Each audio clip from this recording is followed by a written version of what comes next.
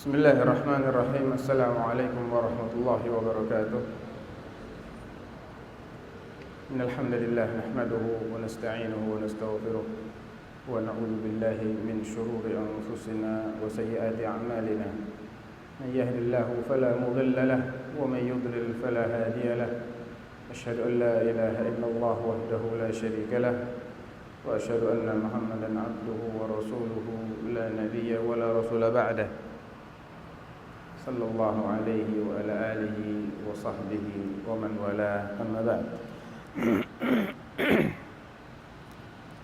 Ayyuhal ikhwah wal akhwat, rahimanallahu jami'an. Alhamdulillah kita dipertemukan sore hari ini oleh Allah Subhanahu wa taala di salah satu rumahnya dalam rangka mempelajari ayat-ayatnya, dan ini merupakan salah satu amal saleh yang sangat dicintai oleh Allah, yang mempermudah jalan menuju jannah.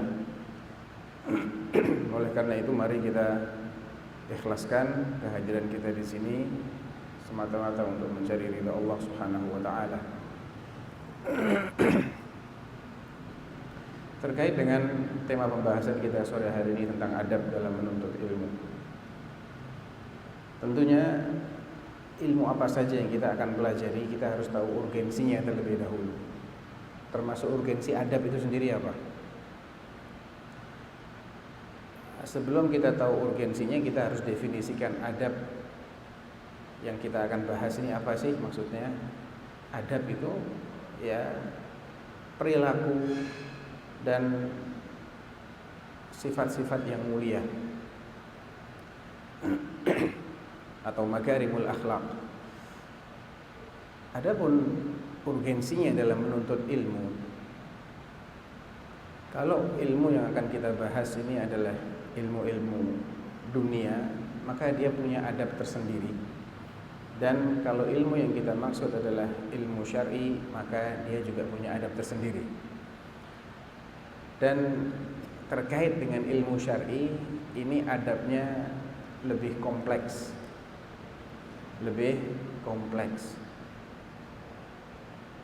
Salah satu yang membedakan antara ilmu syar'i dengan ilmu dunia adalah bahwa ilmu syar'i ini tidak akan diperoleh kecuali oleh orang-orang yang beradab. Adapun ilmu dunia, dia masih bisa dipelajari oleh orang-orang yang oleh Allah Subhanahu wa taala disebut sebagai manusia paling buruk sekalipun. Dan ini fakta. Kalau kita ingin bandingkan penguasaan ilmu dunia hari ini, mayoritas di tangan siapa? Muslim ataukah non-muslim? Non-muslim, ya. Atau bahasa syar'inya kafir. Dan orang-orang kafir itu orang-orang yang sangat parah dari segi adab. Makanya Allah Subhanahu wa taala serupakan mereka dengan binatang, bahkan lebih parah lagi daripada binatang. Dan Allah menjuluki mereka sebagai sejelek-jelek manusia dalam firman-Nya di surat Al-Bayyinah, innal ladzina kafaru, sesungguhnya orang-orang yang kafir, min ahlil kitab, baik dari kalangan ahlul kitab, al-yahud wan nasara wal musyrikin, atau dari kalangan orang-orang musyrik secara umum, fi nari jahannam khalidina fiha ulaika hum syarrul bariyah. Mereka ditetapkan akan menjadi penghuni neraka jahanam, kekal selama-lamanya di sana, dan merekalah syarrul bariyah, sejelek-jelek manusia. Walaupun tetap harus ada adab juga dalam mencari, tapi adabnya ini akan jauh berbeda dengan adab dalam mencari ilmu akhirat, ilmu syar'i. Ya, adabnya mencari ilmu dunia minimal dia harus serius, sungguh-sungguh. Tidak harus beriman, tidak harus beramal soleh, enggak. Yang penting dia sungguh-sungguh dalam mempelajari, dia akan mendapatkan ilmu dunia. Adapun ilmu syar'i tidak bisa seperti itu. Karena ilmu ini mulia, sehingga Allah tidak akan berikan kecuali kepada orang-orang yang layak untuk dimuliakan.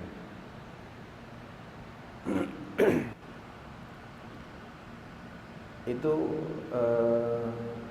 urgensi yang pertama ya. Jadi adab adalah salah satu kunci utama seseorang menguasai ilmu syar'i. Tentunya yang namanya menguasai ilmu syar'i itu bukan sekedar faham maksud dari suatu ilmu, bisa menjelaskannya dengan baik dan benar, bukan hanya sebatas itu. Akan tetapi tujuan utama di balik ilmu syar'i yang dipelajari oleh seseorang adalah agar dia memiliki rasa takut kepada Allah Subhanahu wa taala yang lebih banyak daripada sebelum dia mempelajarinya, atau dikenal dengan istilah al-khasyah. Al-khasyah itu beda dengan khauf. Kalau khauf itu rasa takut umum sifatnya, tapi kalau al-khasyah itu khaufun makrunun bil ilm, rasa takut karena dia tahu, sehingga makin tahu dia makin takut sama Allah. Dan rasa takutnya ini terwujud dengan sikap, dengan tutur katanya, dengan ibadahnya, dengan i'tiqad atau akidahnya. Sehingga ketika suatu ilmu yang dia pelajari tidak menjadikan dia semakin takut kepada Allah, maka dia di mata syariat dia bukanlah orang berilmu. Dalilnya apa? Qauluhu ta'ala, innama yakhshallaha min ibadihil ulama. Yang takut kepada Allah dari kalangan manusia itu hanyalah para ulama. Berarti ilmu dicari untuk melahirkan khasyatullah. Manakala ilmu yang didapatkan tidak melahirkan khasyatullah, itu bukan ilmu yang sesungguhnya. Itu bukan ilmu yang sesungguhnya. Baik.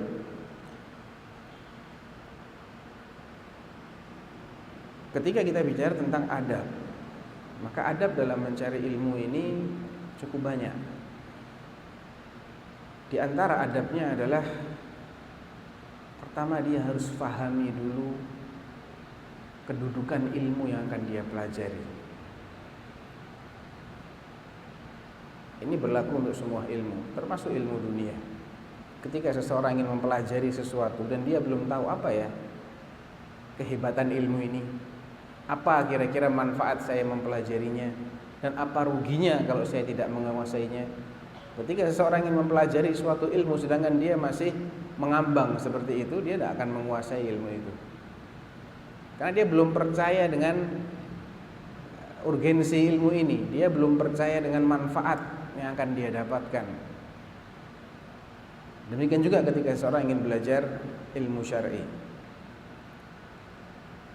Urgensi dari ilmu syar'i cukup banyak disinggung oleh Al-Quran maupun oleh Sunnah Rasulullah Sallallahu Alaihi Wasallam atau kalam para ulama. Di antara ayat yang menegaskan tentang keutamaan orang yang berilmu, saya akan sebutkan ayat yang unik di surah Al-Maidah, surah kelima, ayat ke-4. Allah berfirman, yas'alunaka madza uhilla lahum. Mereka bertanya kepadamu wahai Rasulullah, apa sih yang halal untuk mereka makan? Qul uhilla lakumut thayyibat. Jawab wahai Rasulullah, kalian dihalalkan untuk memakan yang thayyibat, yang baik-baik. Ini definisi umum dari apa yang halal untuk kita makan, yang baik-baik. Untuk lebih spesifiknya, apa saja yang baik-baik ini? Termasuk diantaranya wa ma'allamtum minal jawarih, termasuk hasil tangkapan dari binatang-binatang pemburu yang kalian ajari. Wa ma'allamtum, 'allama yu'allimu. Ada kaitannya dengan apa? Dengan ilmu. Wa ma'allamtum minal jawarihi mukallibin, tu'allimunahunna mimma 'allamakumullah. Di mana binatang-binatang pemburu ini kalian telah mengajarinya suatu skill, suatu ilmu daripada ilmu-ilmu yang Allah ajarkan kepada kalian. Karena kita bisa ngajarin binatang itu juga berdasarkan ilmu dari Allah Subhanahu wa taala. Terus apa hebatnya binatang berilmu dengan yang tidak berilmu ini? Fakulu mimma amsakna 'alaikum wadhkuru smallahi 'alaih. Maka ketika si binatang ini berhasil menangkap bidikannya, ini binatang yang terlatih, terpelajar, dia berhasil menangkap bidikannya, kalian boleh makan. Dan sebutlah nama Allah. Maksudnya ketika misalnya anjing pemburu itu menangkap mangsanya, kelinci atau kijang atau yang semisalnya, dan kalian masih bisa menyembelih, maka kalian sembelih dengan membaca nama Allah. Tapi ketika dia digigit dan kalian datang sudah dalam keadaan meninggal atau mati binatang ini akibat terkaman binatang pemburu kalian itu, kalian tidak perlu menyembelih lagi dan kalian boleh memakannya dengan membaca bismillah. Kalau ilmu itu bisa menjadikan binatang memiliki hukum yang berbeda di mata syariat. Yang satu anjing tapi tidak terpelajar, tidak terlatih. Yang satu terpelajar, terlatih. Hasilnya yang ini haram, yang ini halal. Artinya ilmu itu mengangkat derajat binatang, apalagi manusia. Contoh lain dari urgensi ilmu ada di surat An-Naml, surat ke-27. Di situ Allah bercerita tentang kisah burung hudhud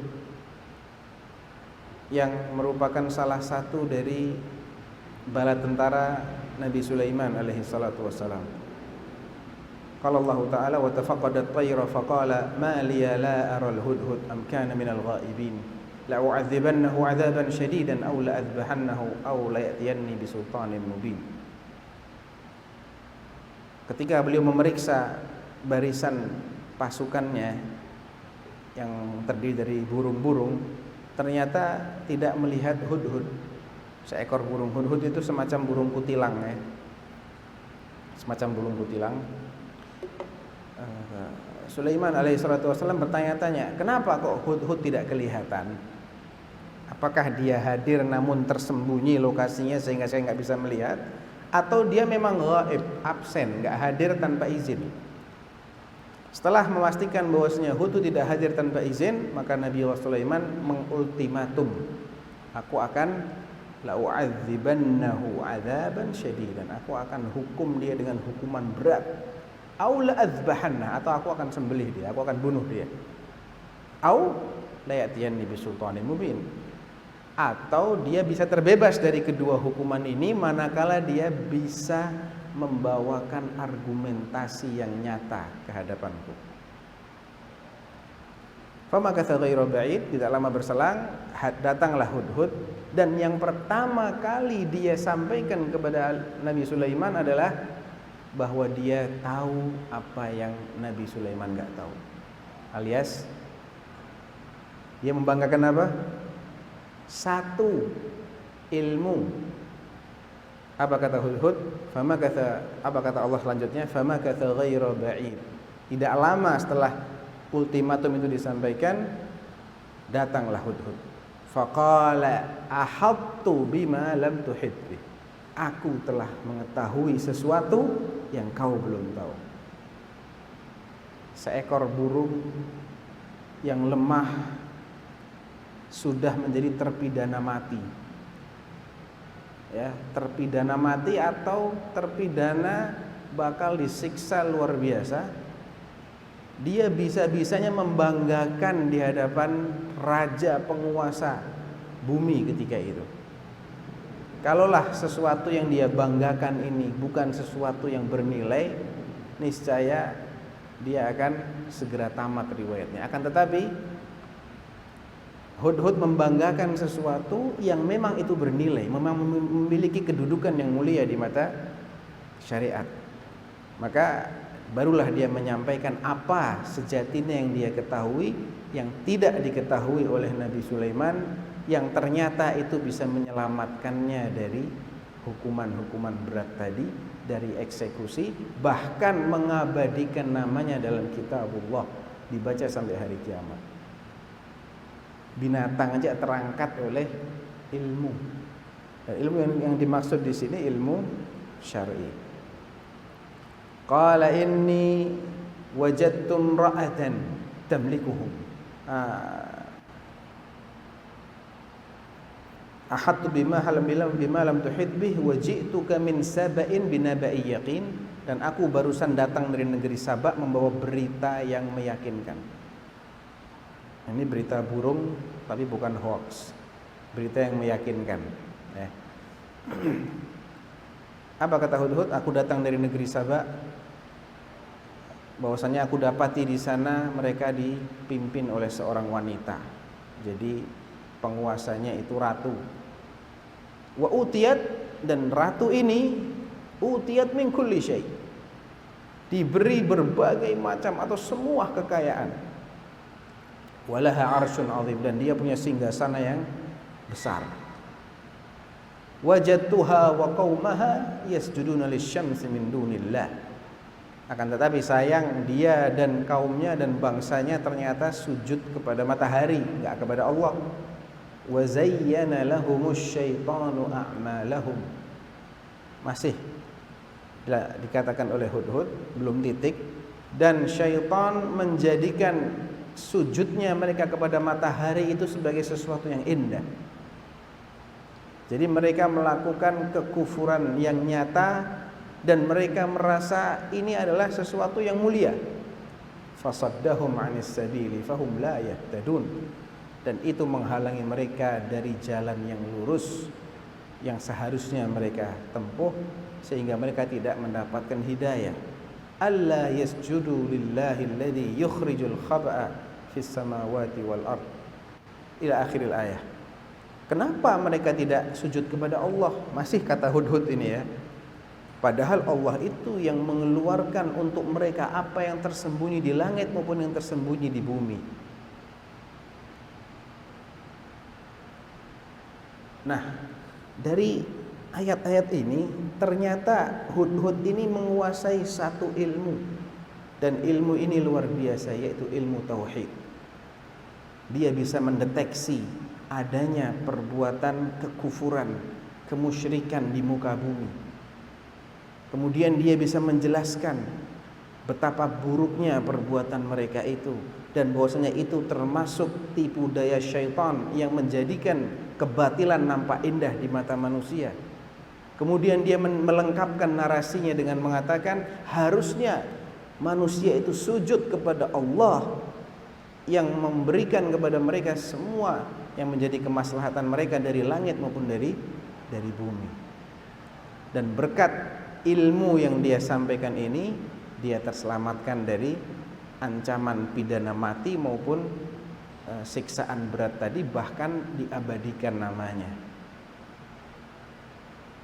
Oleh karena itu ayyuhal ikhwah, kalau kita sudah memahami hakikat dari ilmu syar'i yang demikian penting, demikian luar biasa, mengangkat derajat hewan apalagi derajat manusia, maka tentunya ilmu ini harus dicari dengan cara-cara yang syar'i juga. Salah satu cara yang syar'i dalam mencari ilmu adalah pertama, dia harus murnikan niatnya, ikhlaskan niatnya, karena mencari ilmu adalah ibadah, bahkan termasuk ibadah yang paling mulia. Imam Ahli Sunnah wal Jamaah Al-Imam Ahmad bin Hanbal rahimahullah mengatakan, al-ilmu la ya'diluhu syai'un liman sahhat niyyatuhu. Mencari ilmu itu, ilmu syar'i maksudnya, tidak ada yang menandingi pahalanya bagi orang yang niatnya benar. Bagi orang yang niatnya benar, maka mencari ilmu itu tidak ada yang bisa menandingi pahalanya. Terus beliau ditanya, "Kaifa tasihhun niyyah ya Aba Abdillah?" Terus bagaimana caranya agar niat itu benar, hai Abu Abdillah? Imam Ahmad, kata beliau, "Yanwi raf'al jahli an nafsihi wa an ghairihi." Niatnya hendaknya ialah untuk mengentaskan dirinya dari kejahilan dan juga mengentaskan orang lain dari kejahilan. Dan ini beliau ucapkan dan beliau praktekkan juga.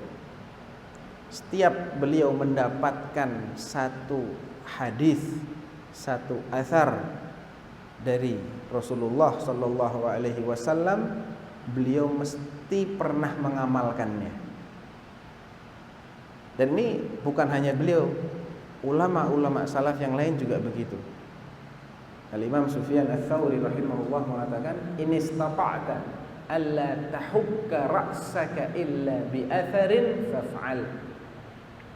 Kalau engkau bisa, jangan sampai engkau menggaruk kepalamu kecuali berdasarkan athar. Maksudnya sampai hal-hal terkecil pun usahakan sikapmu itu berdasarkan bimbingan ilmu. Apa yang kau dengar dari Rasulullah SAW? Oh, Rasulullah begini, Rasulullah begitu, atau para sahabat beliau mengajarkan begini, sampai ke detil-detil kehidupan yang jarang orang memperhatikan.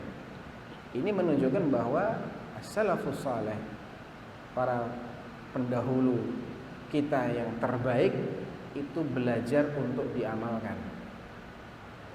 Karena memang tujuan mereka untuk dekat, semakin dekat kepada Allah Subhanahu wa taala, dan itu tidak akan mendekatkan seseorang kalau ilmu itu tidak membuahkan rasa takut yang lebih banyak, sehingga mendorong dia semakin meningkatkan kualitas ibadahnya atau kuantitas ibadahnya. Ada beberapa ungkapan para salaf di sini yang menunjukkan bahwa mereka ini benar-benar berusaha untuk mengamalkan ilmu mereka.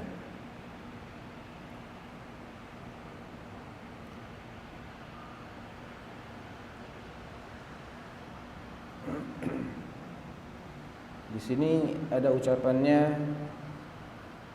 Abdullah Ibnul Mubarak. Ucapannya Muhammad bin Sirin, Ibnu Sirin yang wafat tahun 110 Hijriah. Ketika menceritakan tentang kondisi generasi tabi'in, qala rahimahullah, kanu yata'allamuna al-huda kama yata'allamuna al-ilma. Mereka itu mempelajari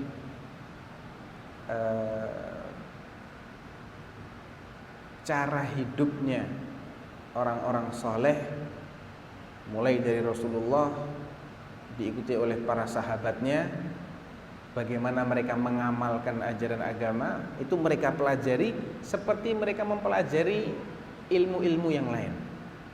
Jadi mereka enggak hanya belajar teori, tapi mereka juga belajar bagaimana mempraktekkan teori itu. Bahkan Imam Sufyan Ats-Tsauri yang wafat tahun 161 Hijriah, termasuk tokoh tabi'in, mengatakan, kana ar-rajulu idza arada an yaktubal hadis. Dulu seseorang itu kalau ingin menjadi ahlul hadis, menjadi muhaddits, periwayat hadis, menuntut ilmu hadis, ta'addaba wa ta'abbada qabla dzalika bi 20 sanah. Dia akan belajar adab dulu, belajar sopan santun dulu, memperbaiki akhlaknya, plus rajin ibadah dulu selama 20 tahun. Ini salah satu kunci kenapa kok ilmu mereka itu luar biasa, dan kenapa ilmunya orang hari ini itu kok sangat biasa. Karena memang mereka ini belajar untuk diamalkan. Dan belajarnya itu didahului dengan ibadah yang kuat dan dengan adab yang luar biasa. Sehingga ilmu yang mereka pelajari ini benar-benar banyak berkahnya. Ibnul Mubarak mengatakan, qala li Makhlad ibnul Husain. Makhlad ibnul Husain ini gurunya beliau mengatakan, nahnu ila katsirin minal adabi ahwaju minna ila katsirin minal hadis. Kita ini sebenarnya lebih memerlukan banyak adab daripada banyak hadis. Padahal mereka ini seorang muhaddits, ahlul hadis. Ibnu Mubarak ini ahlul hadis. Dikatakan kita ini lebih perlu untuk menjadi orang yang beradab daripada menjadi orang yang banyak menghafalkan hadis.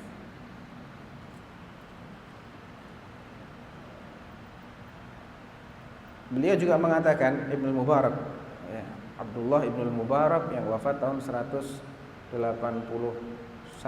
Hijriah mengatakan, idza wusifa li rajulun lahu ilmul awwalin wal akhirin la ata'assaf ala fauti liqa'ih.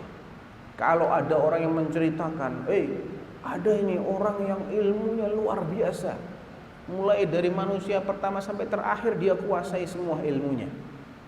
Umpamanya ada orang seperti itu diceritakan kepadaku, aku tidak merasa rugi, tidak merasa sedih kalau enggak sempat ketemu dengannya.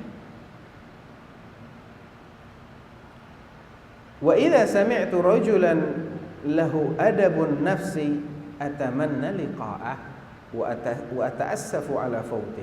Tapi sebaliknya ketika diceritakan kepadaku ada orang yang memiliki adab atau hati yang luar biasa baiknya, tingkah lakunya itu sangat terpuji, maka aku akan penasaran dan aku ingin sekali ketemu dengannya.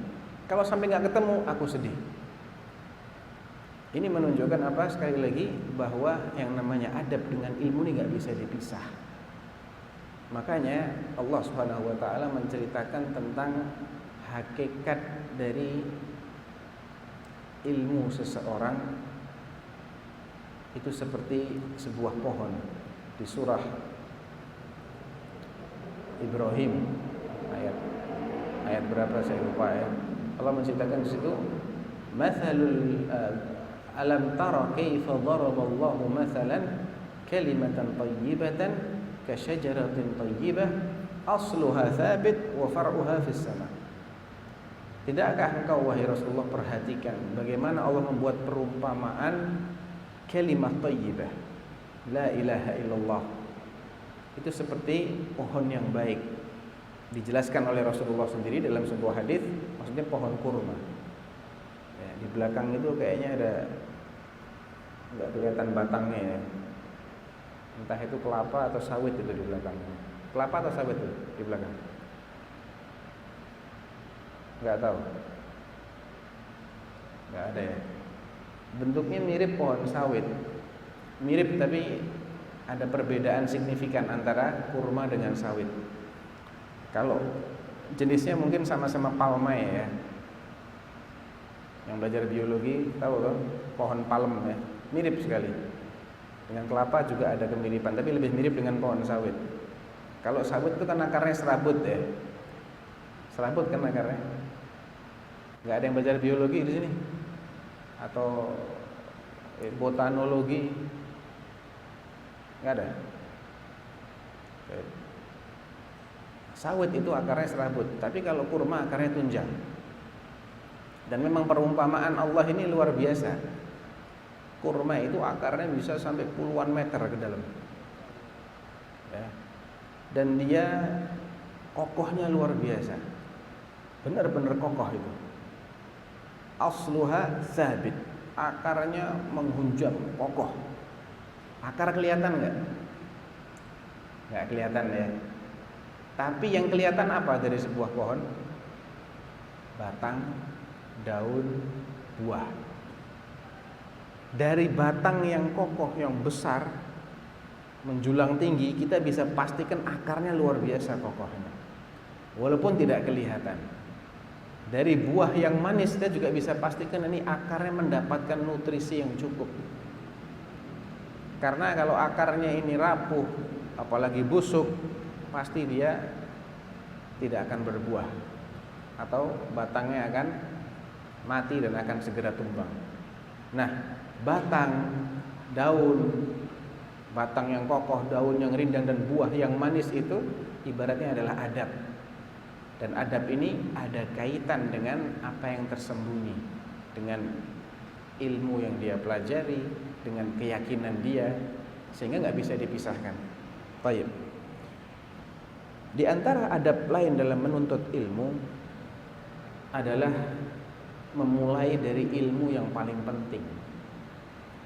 Ilmu syar'i ini banyaknya luar biasa. Banyaknya luar biasa.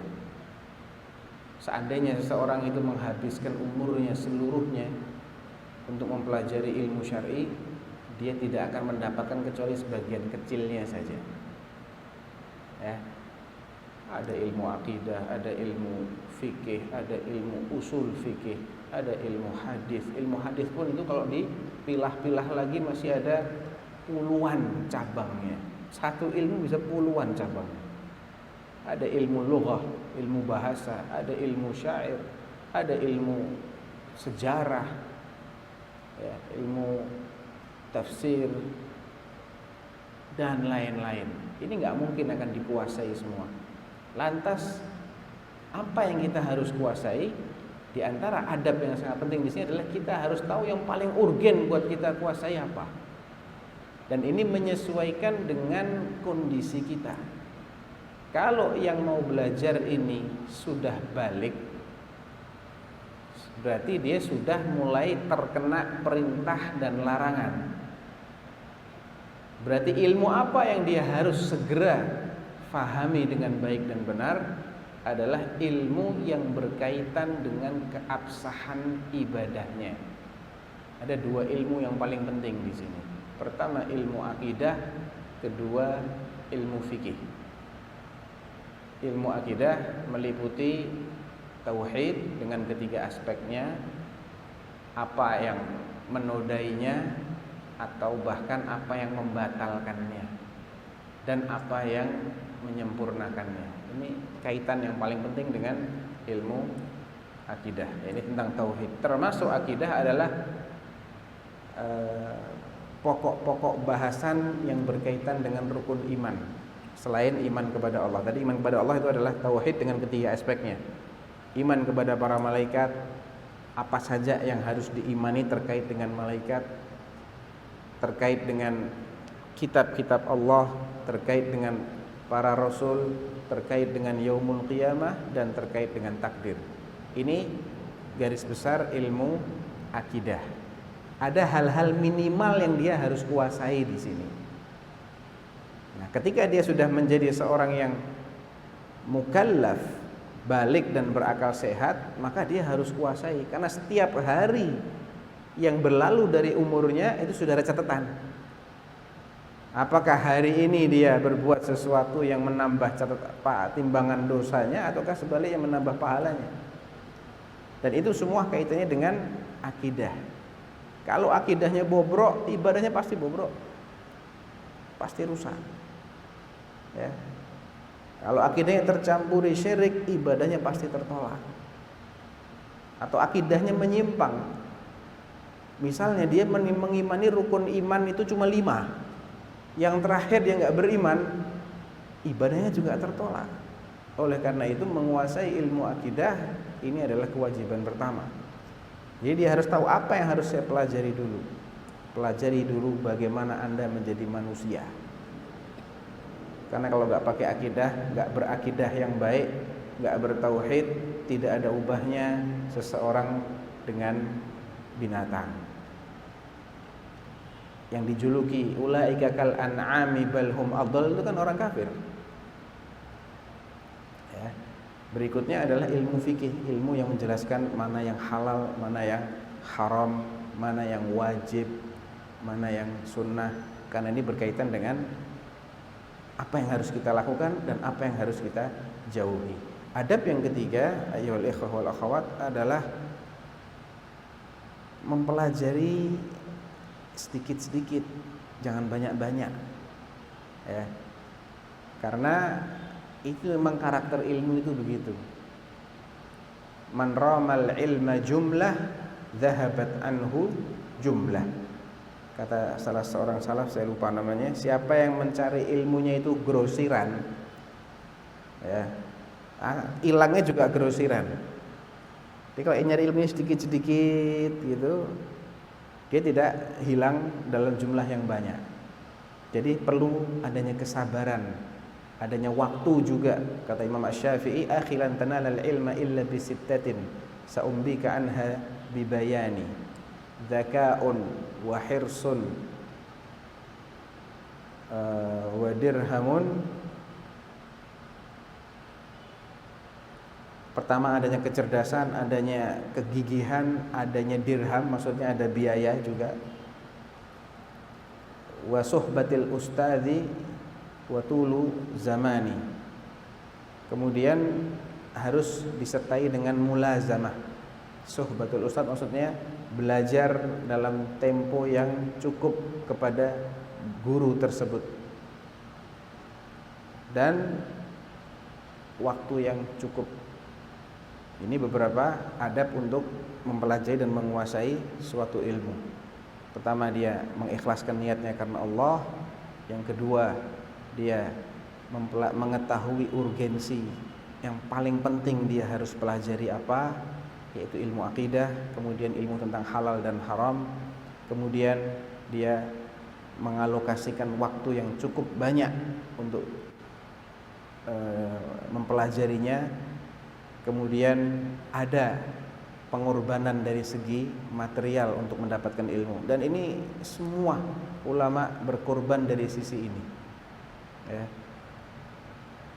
Imam Syu'bah bin al-Hajjaj, salah seorang ahlul hadis yang wafat tahun 156 Hijriah, talabtul hadis fabi'tu kulla syai'in fi talabihi hatta athatha ummi. Dalam rangka mencari hadis Nabi, mengumpulkan hadis Nabi, aku sudah menjual semuanya, termasuk perabotan ibuku, aku jual juga. Perabotan ibunya dia jual, uangnya dia gunakan untuk mencari ilmu hadis. Dan ulama-ulama lain juga berkorban dari segi ini dengan pengorbanan yang luar biasa. Kemudian dia harus mempelajarinya dari seorang guru yang benar-benar menguasai ilmu itu. Ini salah satu beda ilmu dunia dengan ilmu syar'i. Ilmu dunia bisa dipelajari dengan baca buku, ya. Tapi kalau ilmu syar'i cuma dari baca buku, lebih banyak yang gagal paham daripada yang paham. Karena Nabi SAW mengatakan dalam hadis yang sahih, innallaha la yaqbidu hadzal ilma intiza'an yantazi'uhu walakin biqabdil ulama fa idza lam yubqi 'aliman ittakhadha an-nasu ru'usan juhala fasu'ilu bighairi ilmin fadallu wa adallu fasu'ilu fa'aftau bighairi ilmin fadallu wa adallu. Allah itu tidak mencabut ilmu itu begitu saja, tapi dicabut dengan cara mematikan orang-orang yang berilmu, para ulama. Padahal realitanya ulama-ulama itu kan mereka meninggalkan karya ilmiah toh, meninggalkan kitab, meninggalkan kalau sekarang audio, meninggalkan visual, ya. Tapi kenapa Allah tetap, atau Rasulullah SAW tetap mengatakan ketika Allah sudah tidak menyisakan orang berilmu, orang-orang akan mengangkat orang-orang jahil sebagai narasumber. Padahal kitab-kitab para ulama ada. Kenapa tetap itu diidentikan dengan terangkatnya ilmu? Karena memang inilah salah satu kekhususan ilmu syar'i yang dia tidak bisa dipelajari kecuali dari orang yang berilmu. Kitab itu membantu, tapi nggak bisa dia independen, ya. Hanya dari kitab, nggak pernah belajar kepada ahlinya, nggak akan menguasai ilmu ini dengan baik dan benar. Karena yang namanya teks itu bisa salah ketik, itu bisa nggak salah ketik tapi salah baca, nggak salah baca tapi salah faham, nggak salah faham tapi dia tidak tahu yang lain, padahal ada di bab itu dalil-dalil lain yang harusnya dikompromikan. Lain dengan kalau seseorang belajar dari gurunya. Ketika dia nggak paham, dia nggak bisa tanya sama kitab, nggak bisa tanya sama video klip, sama audio, nggak bisa. Dia harus tanya kepada ahlinya. Oleh karena itu, Nabi mengidentikan diwafatkannya semua orang berilmu sebagai dicabutnya ilmu itu sendiri, walaupun karya ilmiah mereka masih banyak. Ketika sudah nggak ada orang yang berilmu, orang mau tanya kepada siapa? Ke kitab nggak bisa ditanya, kaset nggak bisa ditanya, YouTube nggak bisa ditanya, Google nggak bisa juga dia. Dia akan bertanya kepada orang-orang jahil, karena nggak ada lagi orang berilmu. Karena yang jahil ditanya, dasar orang jahil, dia nggak tahu kalau dirinya jahil. Dia pun berfatwa tanpa ilmu, sehingga yang bertanya tersesat, yang menjawab menyesatkan. Jadi ini adalah salah satu adab terpenting dalam mencari ilmu, carilah dari ahlinya. Terkait dengan ahli ini penting sekali untuk kita ketahui indikatornya. Seseorang itu dianggap ahli, harus ada indikatornya. Sebagaimana antum semua sini kan kuliah, masing-masing memilih fakultas, ya. Dan di masing-masing fakultas itu yang mengajar ahlinya atau bukan? Ahlinya bukan? Ahlinya. Yang di teknik, dosen-dosennya pasti juga sarjana teknik. Yang di sosial juga pasti di bidang itu. Kedokteran juga dokter.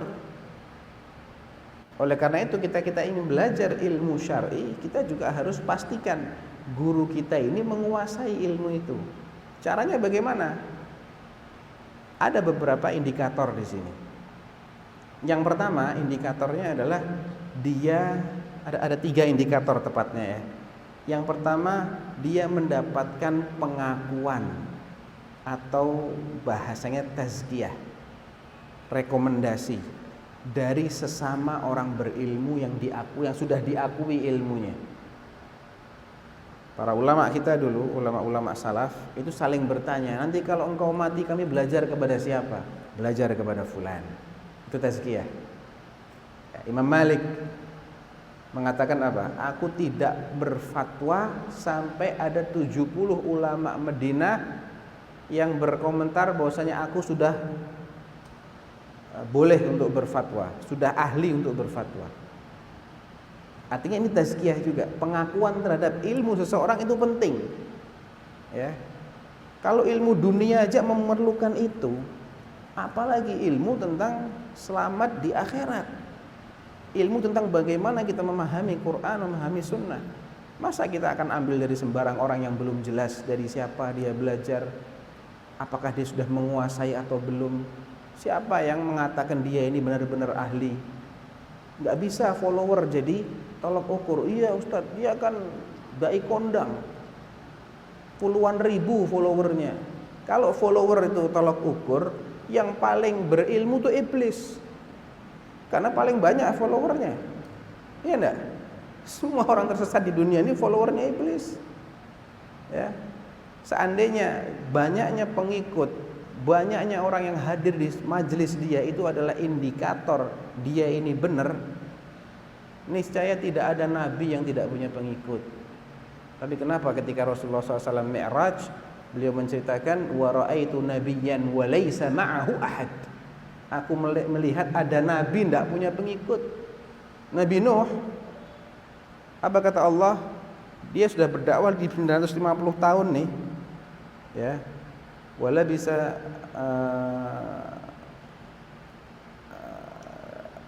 falabitha fihim alfa sanatin illa 50 ama. 1050 tahun itu masa dakwahnya Nabi Nuh. Ujung-ujungnya fama amana ma'ahu illa qalil. Yang beriman cuman sedikit. Saya baca tafsir riwayat yang paling banyak itu mengatakan 80 orang yang beriman. Yang paling sedikit 12 orang. Bayangkan 950 tahun berdakwah pengikutnya cuma 80 orang. Jadi banyak sedikitnya pengikut follower itu bukan tolok ukur sama sekali. Terus tolok ukurnya apa? Pertama adanya pengakuan tentang ilmu dia dari orang yang sudah diakui dia itu berilmu. Bisa pengakuan individu, bisa pengakuan lembaga. Kalau sekarang lembaga itu pengakuannya berupa ijazah. Dokter boleh praktek nggak? Boleh, tapi harus punya izin praktek. Dia harus punya ijazah dulu sebagai dokter, kemudian dia harus mengajukan izin praktek. Diakui dulu. Kalau nggak boleh. Karena bahaya, semua orang bisa ngaku-ngaku dokter kalau nggak perlu ijazah, nggak perlu izin praktek, bahaya kan? Nah, demikian juga ketika ilmu ini tidak diakui oleh orang-orang yang menguasai, berarti ilmunya dia ini nggak benar. Baik. Indikator yang kedua adalah dia dikenal sebagai orang yang menyampaikan ilmu syar'i. Dan ada orang-orang yang berilmu yang mengetahui bahwasanya dia ini punya aktivitas menyampaikan ilmu syar'i dan mereka mendiamkan. Ini indikator lain yang kedua. Oke, dia nggak punya rekomendasi dari siapapun, tapi aktivitas dia menyampaikan ilmu ini diketahui oleh orang-orang berilmu dan mereka tidak banyak mengkritisi, mereka diam. Berarti ilmu yang dia sampaikan itu ilmu yang benar. Karena seorang yang benar-benar berilmu, dia tidak boleh mendiamkan kekeliruan sesama orang yang berilmu. Dia harus luruskan, karena itu adalah bagian dari konsekuensi menjadi orang berilmu. Nggak boleh mendiamkan kekeliruan, kebatilan.